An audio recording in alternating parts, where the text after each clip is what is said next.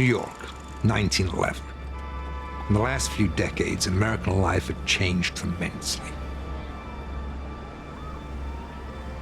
You could now shop at department stores, drive a car, listen to jazz,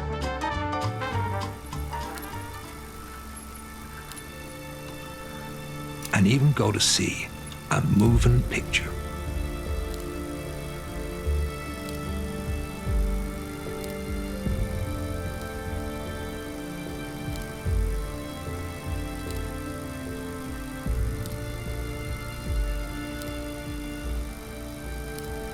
And chances are good that if you saw a moving picture, it was made by an outlaw. A man named Carl Laemmle. Is this everything? And his company of movie-making rebels. Follow me.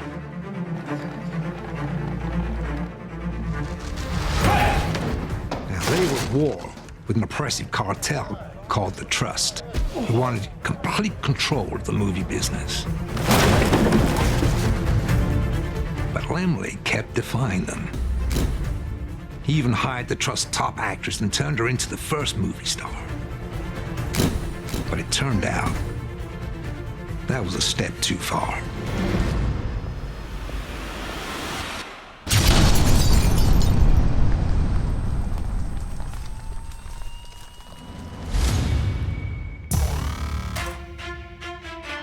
Yeah, we've waited for our time to come, calculated everything we've done, we've upgraded. Now you can't outrun a champion. Now you're facing what? We're gonna stand on top with our hands in the sky. Gonna raise our cup to the stadium lights for the glory, for the glory. We celebrate with the city tonight. Hear the hometown cheer, it's the ultimate high for the glory. We do it for the glory.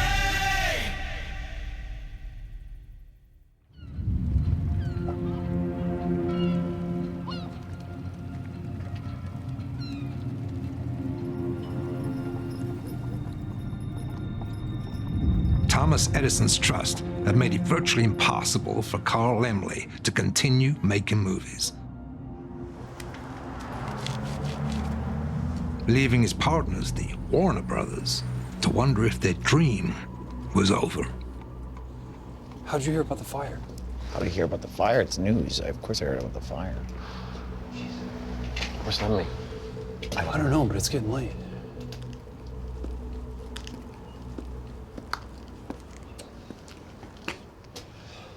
What's going on? Are we safe? Yes, we're safe, and there's no need to panic. Nobody's getting hurt. The Trust just doesn't want us making pictures. Well, they've done that. Look, the Trust have made it impossible because they have the law on their side. But only in America. We make pictures in another country, and they can't touch us. So, we're going to Cuba. So, let me tell you about Cuba. Back then, it was a poor country. Its economy was based on sugar production. But for Laemmle, it was the perfect place to escape the Trust's iron grip on the moving picture business. He could shoot his films there, and there was nothing the Trust could do about it. Rum, cigars, women. What's not to like? What are you talking about? We're not going to Cuba. What do you want to do? Go back to fixing bicycles? I'll tell you what, you can go to Cuba and I'll buy your ticket. Look, maybe we don't have to go to Cuba. Maybe we can go somewhere remote, like St. Louis. The Trust aren't gonna bother us there. Not if it's just us. Warner Pictures. What do you say? So the Warners decided to cut ties with Laemmle and try to make pictures themselves, halfway across the country. But they weren't the only ones who were against Laemmle's plan. Look, you don't have to stay in Cuba all the time. make a picture, you return for a few days, and come back, make another one.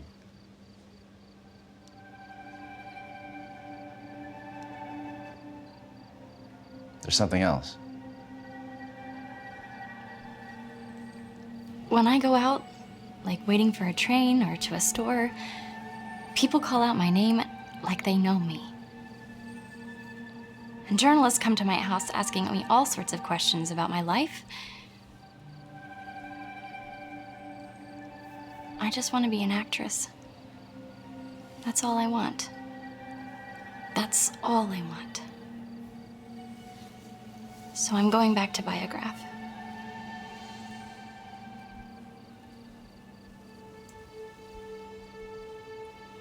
I'm sorry.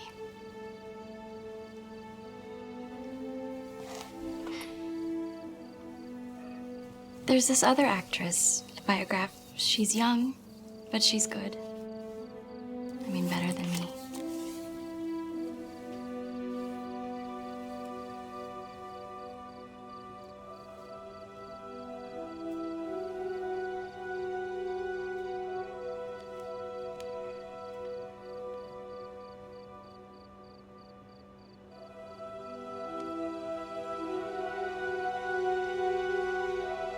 The first movie star. A star he created left him. All Laemmle could think then was, without Florence, he was nothing.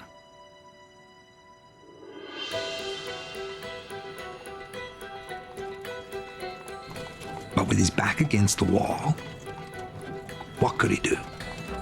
His only option was to meet with Florence's friend. But he was thinking it was a waste of time. I mean, what are the chances audiences were gonna like this girl as much as Florence Lawrence? Mr. Laemmle, Yes? Mary Pickford. And in an instant, Laemmle knew he'd made the right decision. Please.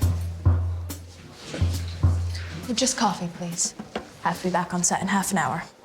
Well, thank you for coming today. I know how busy you must be. It's my pleasure. Florence spoke very highly of you.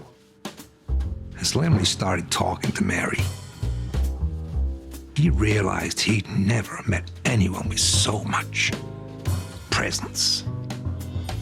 You'll have your name on the screen. Good. So people will know your name. Good. They'll know who you are So when are you planning on leaving for Cuba? in a month. My mother has a telephone. She handles all my business affairs. If you are interested in employing me, please call her on this number. Okay. Pleasure to meet you, Mr. Laemmle. Yes. Thank you, Mary.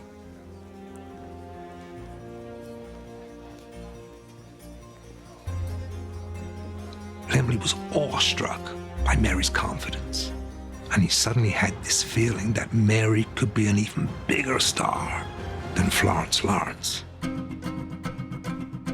She'd been working since the age of 7. You see, her alcoholic father died when Mary was just 5, and so to make ends meet, her mother put her in the local theater. Mary was a born actress. By the time she was 15, she was the family breadwinner and appearing on Broadway. Then she got a job with Biograph, making moving pictures to earn more money. Audiences liked her, and not knowing her name, called her the girl with the curls. But Mary was getting restless at Biograph and was already looking to make a move. No, Mr. Laemmle, it's not too late. Good. I'm calling because I'd like to offer Mary a job. I can pay her $75 a week on a 12-month contract.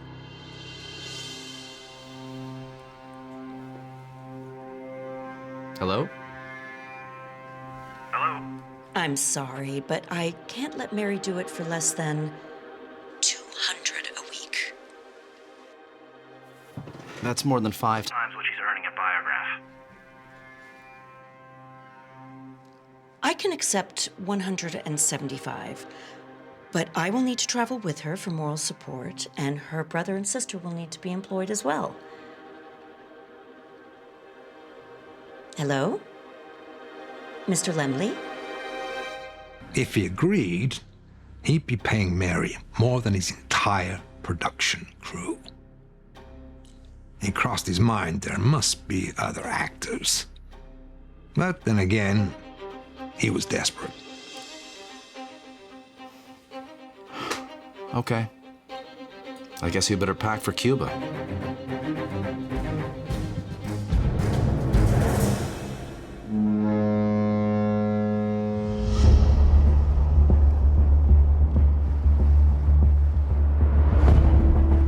And so Laemmle, Mary, and Mary's family escaped New York and headed to Cuba. I should mention that Mary brought along one more person, her new husband, Owen Moore, who she just married in secret. Now, he'll become a bigger part of our story in a little bit, but for now, let's just say Laemmle was okay with it. Owen was a film actor himself and would easily find a role in Laemmle's operation in Cuba.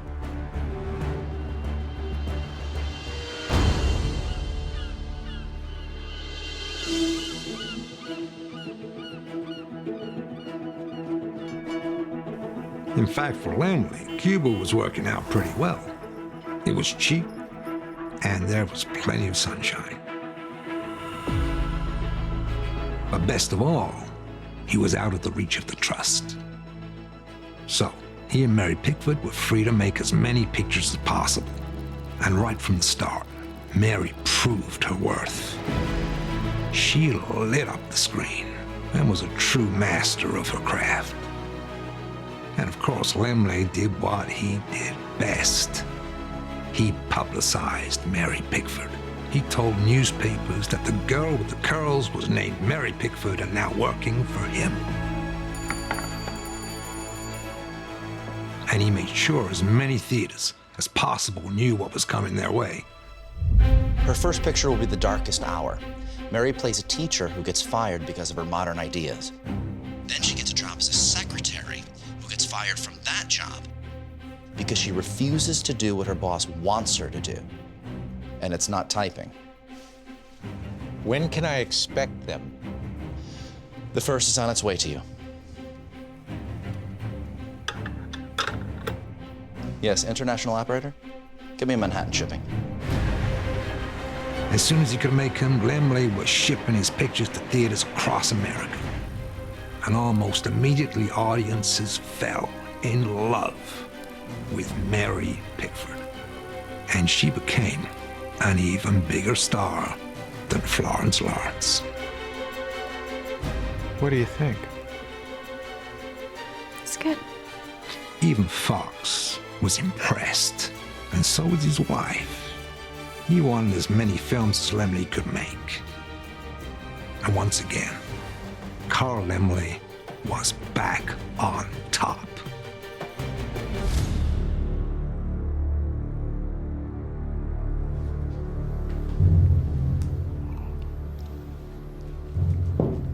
The Trust still had a stranglehold on film production in the US, but Laemmle had found a way around it, and there was nothing the Trust's arts leader, Thomas Edison, could do.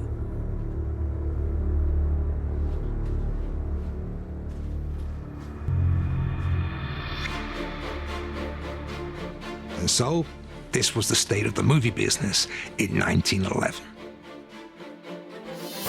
Not that the public cared. They just wanted to see more pictures. By this point, over a third of all Americans were going to see the movies. The majority of audiences were still working-class immigrants who were piling into the tens of thousands of theaters that had popped up around the country, so they could escape their everyday lives and watch a captivating story play out in about 15 minutes or less. Guys like Laemmle and Fox were amassing a small fortune. It seemed like the industry had reached its zenith, that nothing could shake things up. And this is where I step into the story.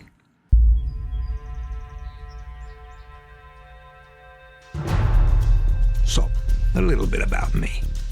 Adolph Zukor. I was born in Hungary. My parents died before I was 7. When I was 16, I got on a boat and I left for New York, where a friend got me a job selling fur coats to rich people. It was there that I saw how New York's high society lived and realized I desperately wanted to be part of it. But I wasn't going to get there selling coats. So, I left the fur business for show business. And it was around that time that I decided to introduce myself to Carl Laemmle.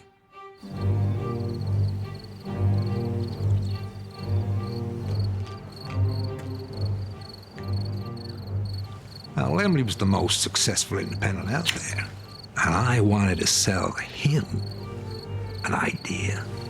Well, it wasn't an idea, it was more of a landmine. And I was gonna blow up the whole film business. Prost.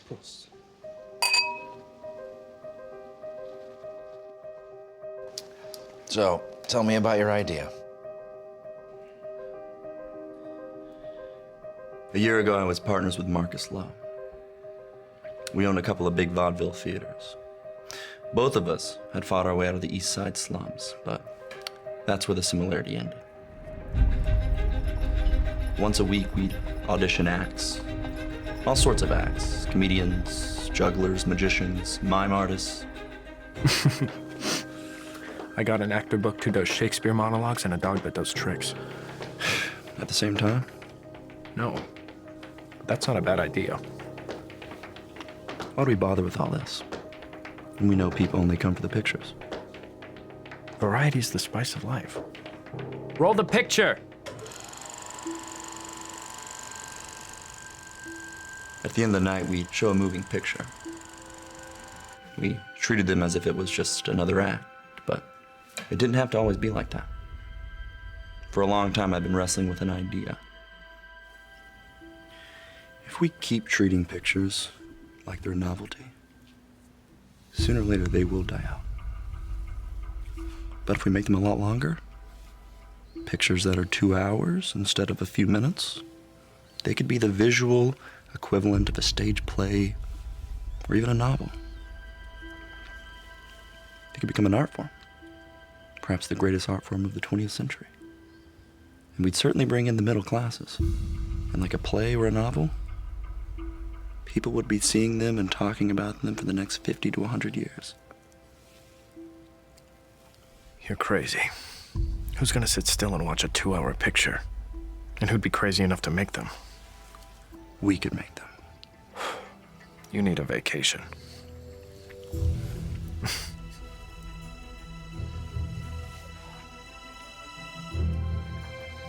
So I tried to forget about the idea, but instead I became obsessed with it. In the end, I sold my half of the business to Lowe so I could make it happen. So you want to make pictures 4 or 5 reels in length? Yes. Features. Films that have complete stories with developed characters, like a play or a novel. So tell me what you're proposing. I want to make these features with you and be a part of Universal.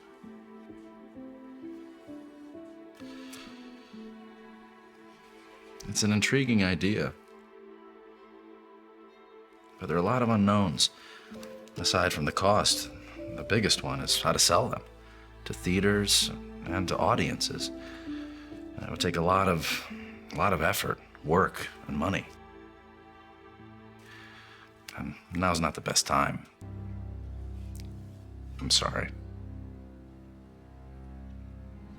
Laemmle didn't say it was a bad idea. He was nice about it, but all the same, it was a rejection. He just couldn't see it. To be fair, nobody could. Apart from me. If no one was going to help me make a feature film, I was going to have to make one myself and prove to the world it could work. I mean, I couldn't see why moving pictures couldn't be like plays on Broadway. After all, people were still paying to see Shakespeare plays that were over 300 years old. But to get the big bucks, theaters had to have a star. And there was none bigger at the time than Sarah Bernhardt. She was the queen of Broadway. Even if you hadn't seen one of her plays, you knew who she was. And that's when I had another idea. I should make films of plays. Famous plays with famous actors. So I spent my own money making a film of a play. The film was Queen Elizabeth, starring none other than Sarah Bernhardt. But to get around the trust, I filmed it in France. I then rented out one of those fancy theaters in Manhattan to show it. I wanted it to be like an opening night on Broadway. Nobody wanted it, nobody asked for it, but I gambled everything on it.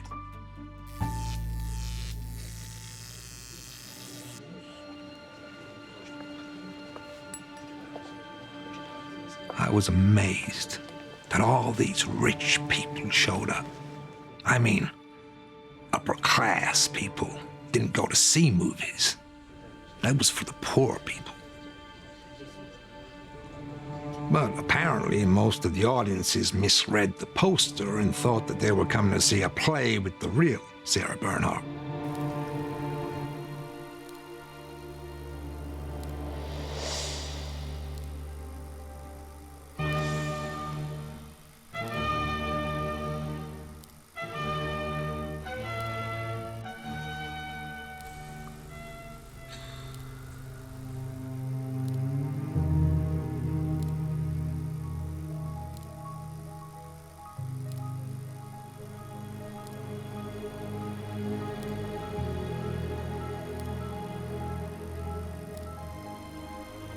To be honest, I found it hard to watch. The fear that at any moment there was going to be a mass exodus. But they stayed in their seats.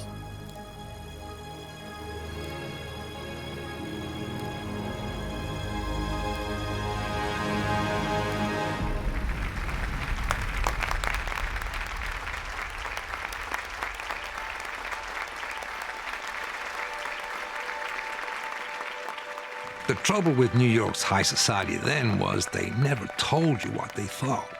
So even if they hated something, they'd smile and congratulate you out of courtesy.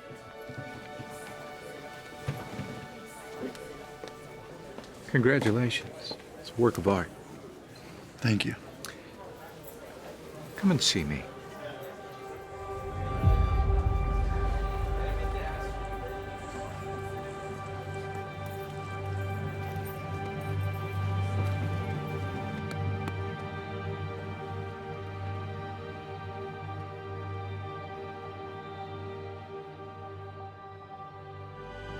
I'd heard about Fox.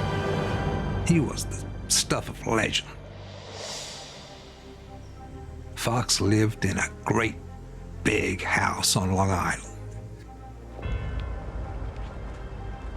He was a millionaire with a dozen moving picture theaters and a film exchange. Somehow he'd gotten away without paying the trust any license fees. Some said he was part of the trust. Others said he was fighting them. Either way, I figured he was worth the meeting.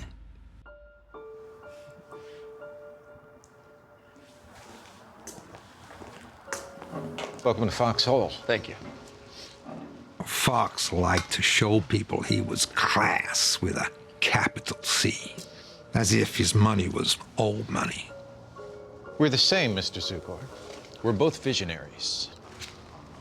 A feature-length moving picture is the future. Don't you agree, my dear? Congratulations, Mr. Zukor. I'm a big fan of Sarah Bernhardt. Thank you. His wife was even stranger. I mean, she claimed she could predict the future, and Fox thought he could read minds. I know what you're thinking. Will Fox help you make more features? Well, I'd certainly like to show them in your theaters. Fox Theaters, Fox Film Exchanges, and now the Fox Film Corporation. You're planning your own pictures? I have $500,000 in cash to invest in film production. You will be my production partner. Together, we'll make the greatest pictures the world has ever seen. Fox Theaters, Fox Exchanges, Fox Features. and Fox Features.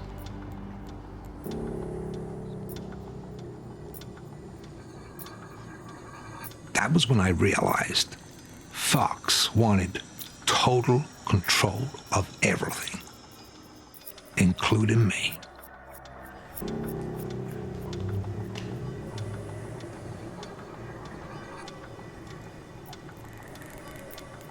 Now, I never told them that I didn't want to go into business with Fox.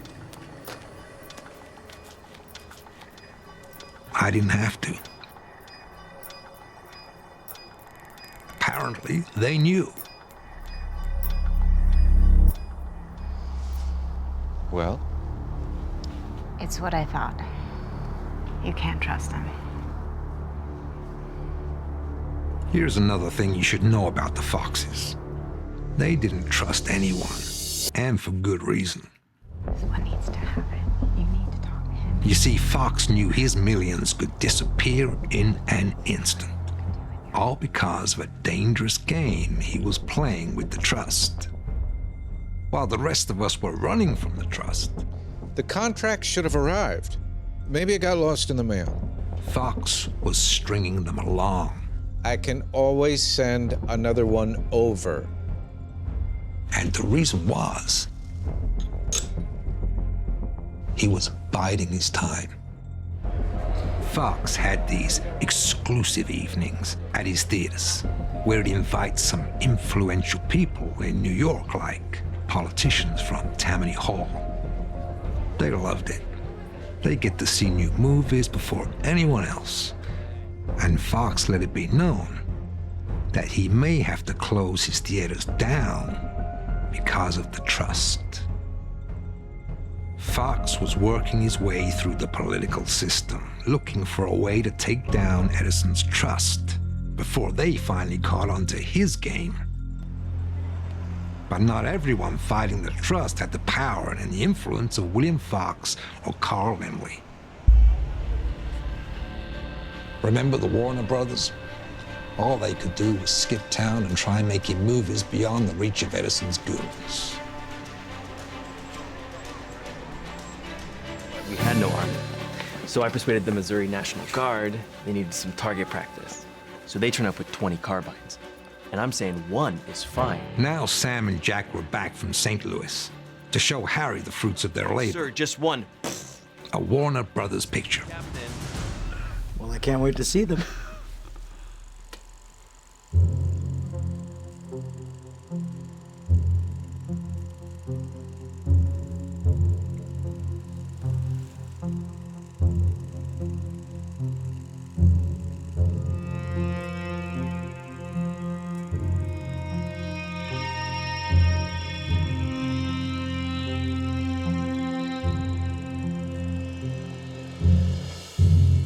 I can't sell these.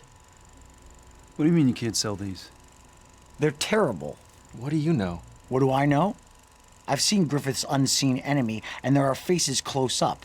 There are guns blasting at the screen. How the hell are we supposed to make films like that with the money you gave us? I gave you everything we had. The Warner Brothers' first attempt at making movies was an absolute disaster. They'd stuck together like their father insisted, and failed together. Now they were broke, and their dreams of making motion pictures seemed to be over before it even began. Now, I would have felt sorry for the Warners, only I was dealing with my own problems.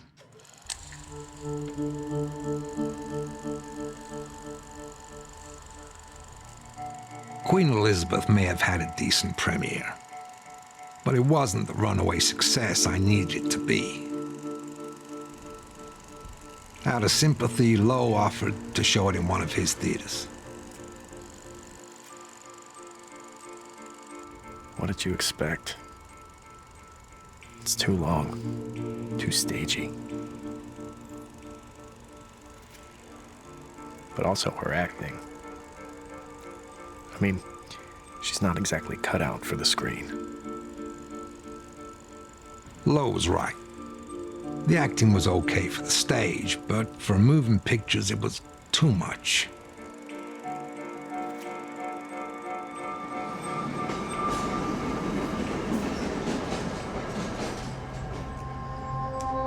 What I needed was a film actress. Then I saw Mary Pickford was back in New York and was appearing in a play on Broadway. I couldn't believe it. Laemmle's star actress had left him. Yes, Laemmle here. I have a film that needs to be in New York by next week. How soon can you get it there?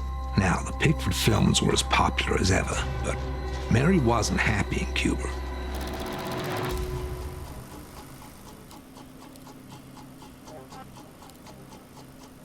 The way I heard it, her husband Owen was jealous of her stardom and started drinking heavily.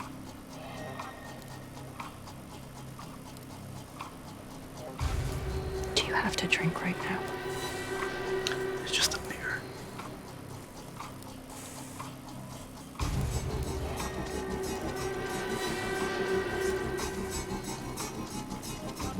So in a last-ditch effort to save her marriage, Mary quit the moving picture business and returned to the New York stage. I knew Mary Pickford would be perfect for the features I was planning, so I arranged to meet her.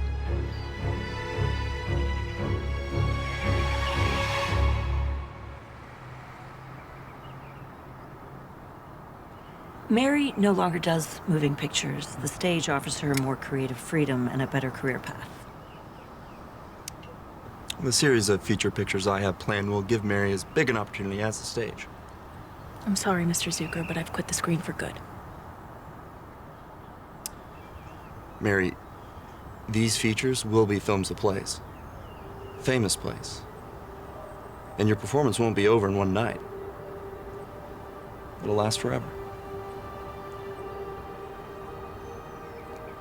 All I ask is that you make 3 features with me. And when we're done, if you don't want to have anything to do with me or with moving pictures, I'll understand. But if you do, I'll pay you more than any other actor, and I'll make you a bigger star than Sarah Bernhardt.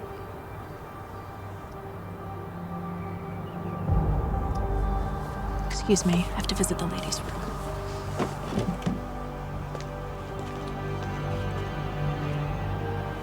How much will you pay Mary to star in these features of yours? $200 a week. I see. If you can pay $500 a week, then I'm sure I can persuade her.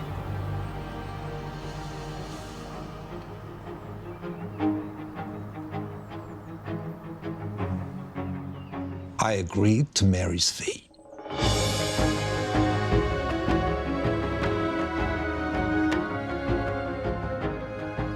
Which was more than double what Laemmle paid her. But I thought she was worth it. I saw her as the key to making features work.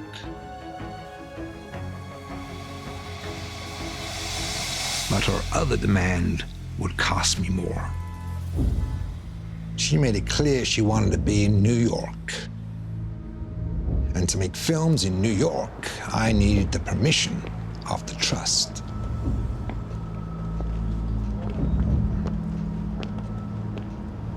Well, I knew all about how ruthless they were. But I figured my idea was right up their alley.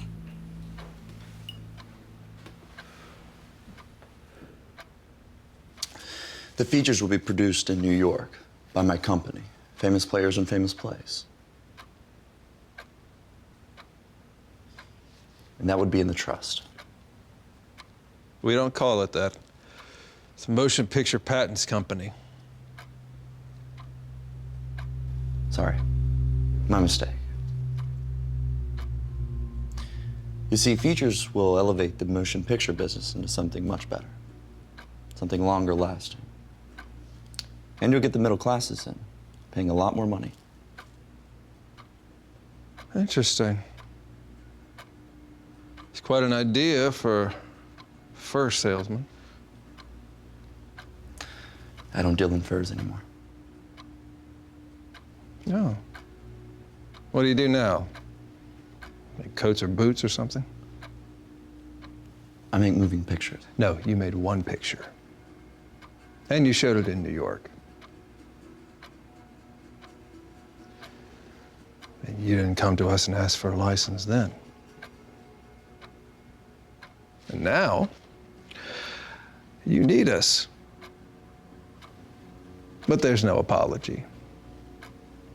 Instead, you tell me how to run our business. I meant no disrespect. So what will it take to get a license?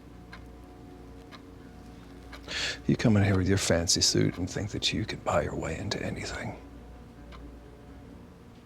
If I had my way, you'd be on a boat back to where you came from. So if I made features without a license? If you make them in France, like the last heap of dung, I can't touch you.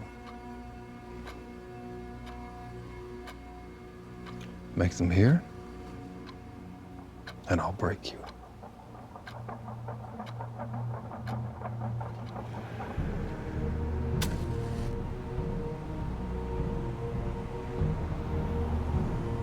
I had two options: defy the Trust and suffer the consequences, or convince Mary to leave New York.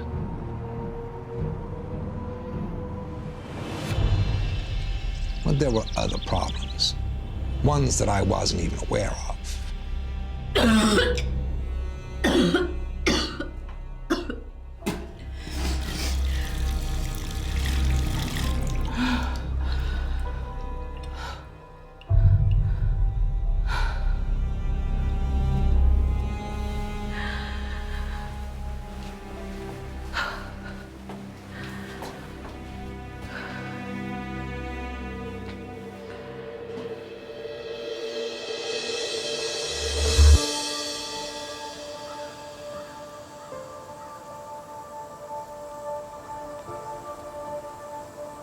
Are you sure? Sometimes when you're stressed, you I saw a doctor. We just signed a 12-month contract with Zukor. He's a good man, he'll He understand. might. The public won't. Your little Mary, for God's sakes. It's bad enough you married that wastrel, but you, a mother, nobody will want you. I know. If only you'd listen to me. What do you want me to do?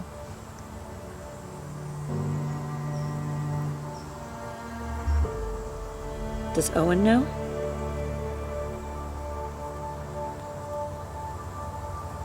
No.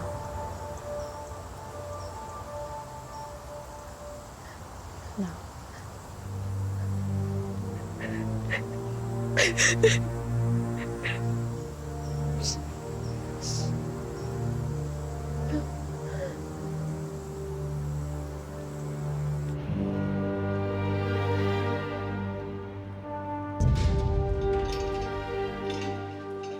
The official story was that Mary was having her appendix out.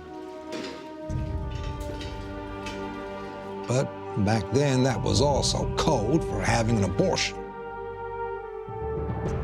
Apparently, Owen did find out and threw such a tirade at the hospital that he had to be restrained.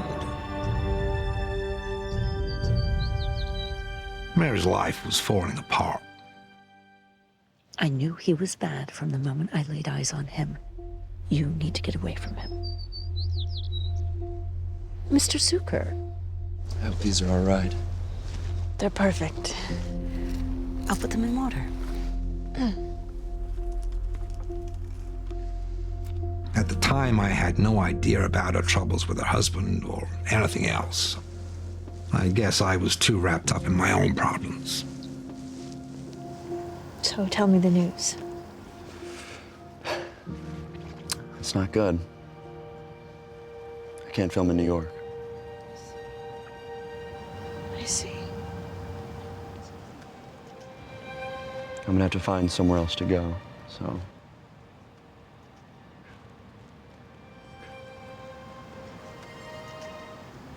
So I'll come with you.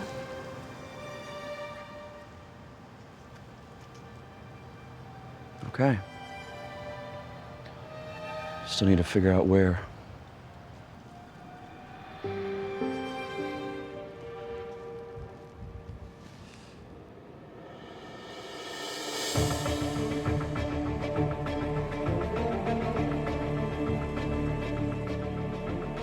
Then, Mary remembered.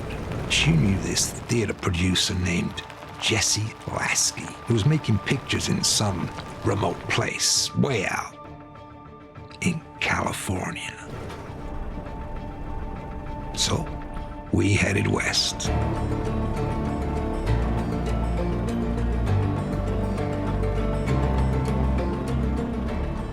I was escaping the trust, and she was escaping her marriage. This is it?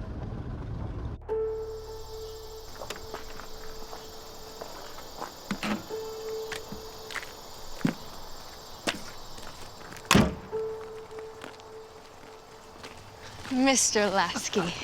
Mary Pickford. How are you? I'm fine. How are you? I'm well, thank you. Stunning. Meet Mr. Zukor, head of famous players and famous plays. Pleased to meet you, sir. There doesn't seem to be much around.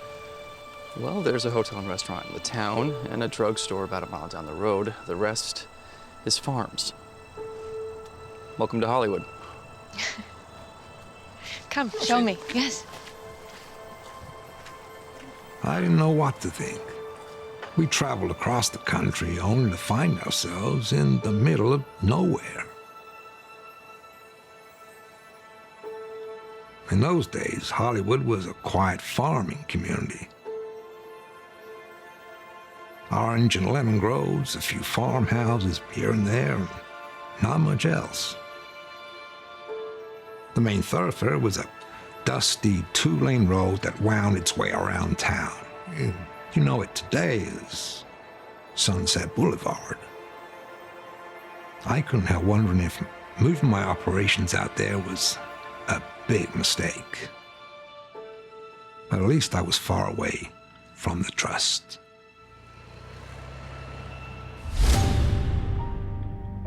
By mid-1912, Edison's trust was as powerful as ever. They kicked me across the country, forced the Warners back to the Midwest, and were the reason Laemmle had to move his company to Cuba. There was one man who was still conducting business right under the noses of the trust. William Fox. But even his time seemed to be running out.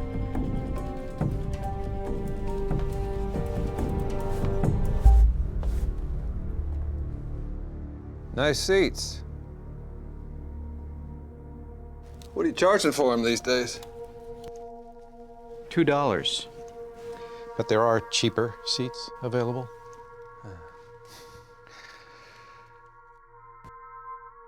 Where's the contract? I sent it.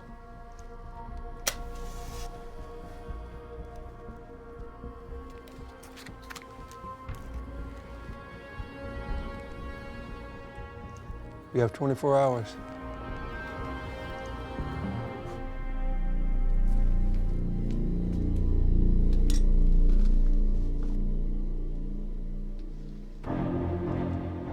Fox was not a man who liked to be pushed around. And now he was ready, after years of preparation, to make his big play.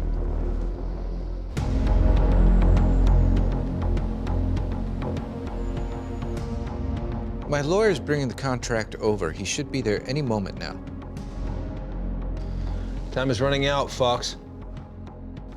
Well, check outside. He must be there.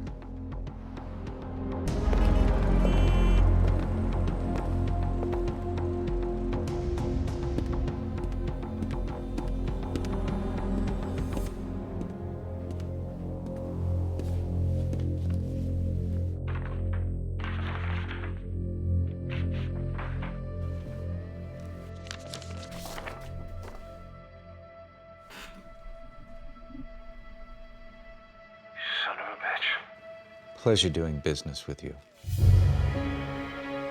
On August 15th, 1912, Thomas Edison's Motion Picture Patents Company was served with a federal antitrust suit.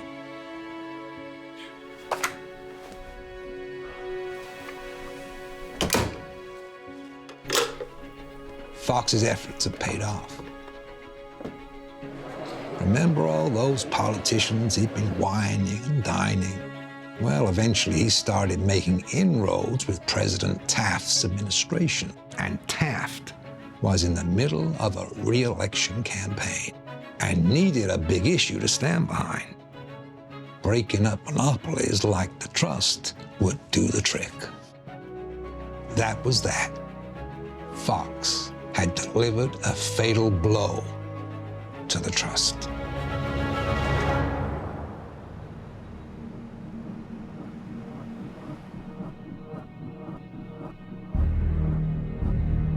Thomas Edison could have gone to court to fight the suit. But to be honest, his heart wasn't in it anymore. He was never interested in filmmaking as an art or even an industry. He was always just trying to protect his patents. And so he moved on and focused his attention on synthetic rubber for automobile tires.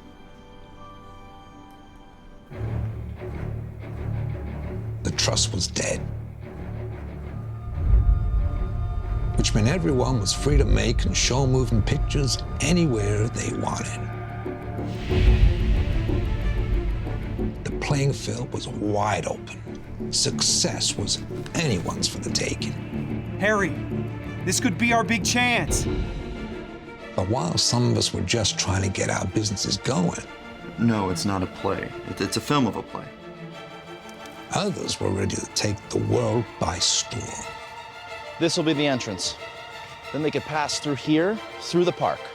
Laemmle was ready to dominate the industry. Next month, we're gonna double that number. Did you hear that?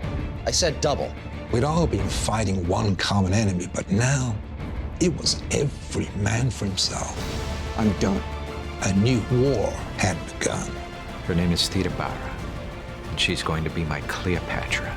And the battle would be played out in Hollywood.